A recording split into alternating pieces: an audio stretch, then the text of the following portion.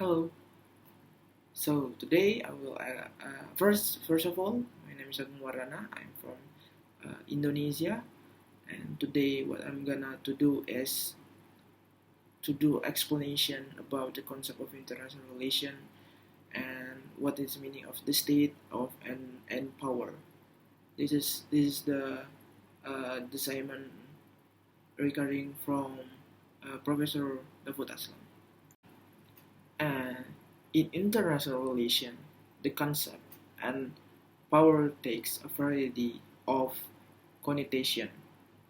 We have political and economic power, civilian or military power, ideological and religious power, normative and legislative power, to name a few. Because the ability to control others is often associated with the possession of certain resources. Political leaders have come to commonly define power as the possession or certain important resources. These kind of resources included military power, political stability, uh, and economic size, population, natural resources, and others. The virtue of this definition is that it makes power appear more concrete, measurable, and predictable than it actually is. Power in this means holding the highest of cards in the international poker game. So the basic of rule of the poker, if your opponent starts showing cards that can beat anything you hold, fold fold your hand applies, which is in international relation basically means if you know you will lose a war, don't start it.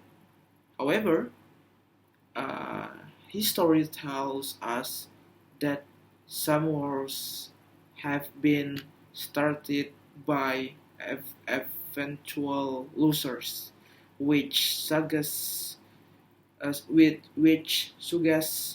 that political leaders sometimes take risks or make mistakes because they are human, and similar to poker game where skill like bluff and deception can make can make a big difference. The state is central to study in international relation and will remain so into a foreseeable future. State policy is the most common object of analysis. States decide to go to war, they erect trade barriers, they choose the weather and water level to establish the environmental standards. States enter international agreements or not and choose whether whether to abide by their provisions or not. And also in international relation as a discipline is safely concerned with that states do on world stage, and in turn how their action affect other states. This article first reviews the rationalists behind state uh, centric theories of international relation, and uh, the second section examines criticism and uh, gives the limits of state-centric theories. The third section identifies three promising areas of research within a state-centric theory: state structure, unit heterogeneity and international hierarchy. And state is an abstract construct of law and politics, both at the national and international levels. In modern international law, the state is a stable legal organization of a territorial political community in a form which enables it, along with the similarly organized communities, to form a part of international community of states. States are the basic, primary components of international community. As the community evolved, evolved 2 or 3 centuries ago, it was with only very rare exception of sui generis character, composed exclusively of states.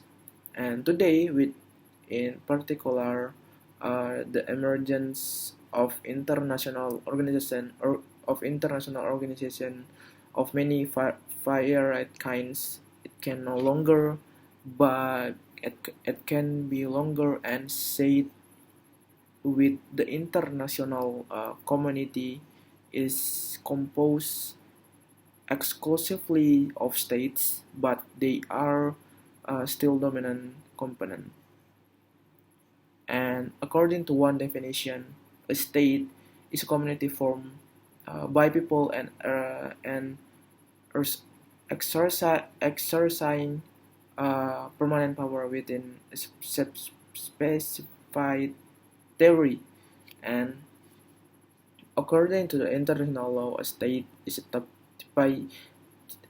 typically defined as a being based on a 1993 named Montevideo Convention. And according to article name the convention, the state as a person of international law should be post the following qualification.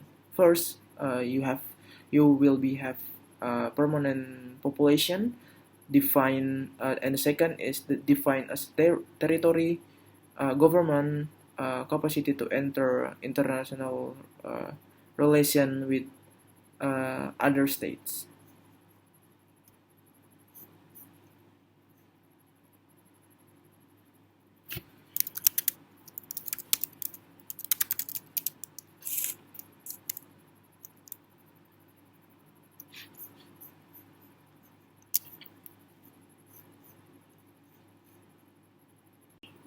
So that's the explanation that I can share, and that I can give to you guys, and I hope you guys understand what I'm saying, and you can take the benefit or the moral or norms maybe from my explanation. And peace out.